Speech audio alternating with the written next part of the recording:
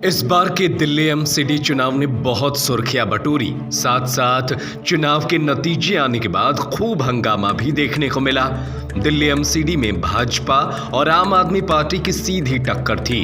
एक तरफ जहां आम आदमी पार्टी पहली बार दिल्ली एमसीडी को अपने नाम करना चाहती थी, तो दूसरी ओर भाजपा को अपनी 15 साल की सत्ता को बचाने की चुनौती थी। चुनावी परिणामों में आम आदमी पार्टी को 134 सीटों पर जीत के साथ बहुमत मिल गई। वहीं भाजपा को 104 सीटें ही मिली। लेकिन चुनाव परिणामों के बाद भी दिल्ली का मेयर कौन बनेगा, इस पर सस्पेंस कायम था। दरअसल दिल्ली में चुनाव जीतकर आए पार्षद सदन में वोट डालकर अपने मेयर का चुनाव करते हैं। हालांकि 2 महीने पहले जब पहली बार मेयर चुनने के लिए सदन की कार्यवाही हुई, तो हंगामा के चलते मेयर का चुनाव नहीं हो पाया। सदन की कार्यवाही बार बार शुरू होती और पार्षदों के हंगामे के चलते मेयर का चुनाव नहीं होता। हालांकि हर बार आम आदमी पार्टी की ओर से ये आरोप लगाए जा रहे थे कि भाजपा मेयर पद के लिए चुनाव में रुकावटें डाल रही है। सदन में हंगामे के चलते मेयर पद का चुनाव नहीं हो पा रहा था। ऐसे में आम आदमी पार्टी ने सुप्रीम कोर्ट का रुख किया और आखिरकार आम आदमी पार्टी ने मेयर का चुनाव करवा ही लिया और शैली ओबेरॉय दिल्ली की नई मेयर चुन ली गई। हालांकि हंगामा यहां पर खत्म होने के बजाय अब और बढ़ गया। मेयर और डिप्टी मेयर का चुनाव खत्म होने के बाद स्टैंडिंग कमेटी पर अपना अधिकार करने के लिए सत्तारूढ़ पार्टी और भाजपा में जंग छिड़ गई। बता दें कि ये स्टैंडिंग कमेटी के सदस्य बहुत ताकतवर होते हैं और वित्तीय फैसले लेने के प्रस्ताव पारित करने का भी अधिकार इनके पास होते हैं। दिल्ली में वैसे तो स्टैंडिंग कमेटी में 18 सदस्य हैं। दिल्ली के अलग अलग जोन से चुनाव जीतकर 12 सदस्य चुने गए हैं। वहीं 6 सदस्य दिल्ली एमसीडी के हाउस में चुने जाएंगे।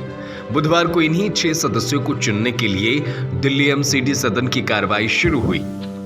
आम आदमी पार्टी ने 4 उम्मीदवार को उतारा और पार्टी के 3 उम्मीदवारों का जीतना तय है। लेकिन चौथे उम्मीदवार को जिताने के लिए पार्टी के पास 10 वोट कम है।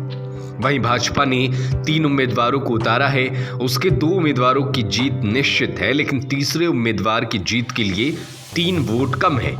इसी वजह से दिल्ली एमसीडी में दोनों पार्टियों के बीच घमासान मचा हुआ है। सदन की कार्रवाई बुधवार को शुरू हुई और 23 घंटे तक चली। कार्रवाई के दौरान ये देखा गया कि दोनों पार्टियों के पार्षदों ने बार बार सदन की कार्रवाई के बीच बॉटल से एक दूसरे पर पानी फेंका। एक मौका तो ऐसा भी आया जब पार्षद हाथापाई पर उतर आए। इनके बावजूद सदन की कार्रवाई चलती रही, जिसके चलते पार्षदों का सदन के अंदर ही टेबल के नीचे सोना पड़ा। मगर पार्षदों की ओर से बार बार हंगामे की वजह से वोटिंग नहीं हो पाई। इसके बाद गुरुवार को सदन की कार्रवाई स्थगित कर दी गई। बता दें कि दिल्ली की नई मेयर शैली ओबेरॉय हैं, लेकिन इनका कार्यकाल सिर्फ 38 दिन तक ही रहेगा। ऐसा इसलिए क्योंकि 2012 में शीला दीक्षित की सरकार ने दिल्ली नगर निगम को साउथ दिल्ली, नॉर्थ दिल्ली और ईस्ट दिल्ली 3 हिस्सों में बांट दिया था।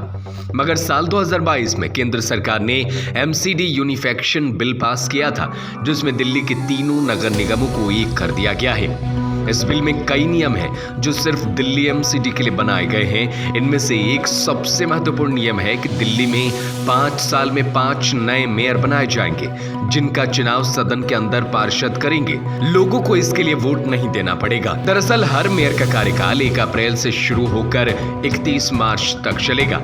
एमसीडी यूनिफिकेशन बिल में तब्दीली और सुधार के चलते ये चुनाव देर से हुए थे और हंगामे की वजह से मेयर भी 2 महीने बाद चुना गया था। यानी शैली ओबेरॉय का कार्यकाल कुछ ही दिनों में समाप्त हो जाएगा और नए मेयर के चुनाव की प्रक्रिया फिर से शुरू होगी। ऐसे में बहुत हद तक मुमकिन है कि दिल्ली एमसीडी में मेयर पद को चुनने के लिए एक बार फिर से हंगामा हो सकता है। अगर आप ये वीडियो फेसबुक पर देख रहे हो तो हमारे चैनल को लाइक करें, इंस्टाग्राम पर देख रहे हैं तो फॉलो करें और यूट्यूब पर देख रहे हो तो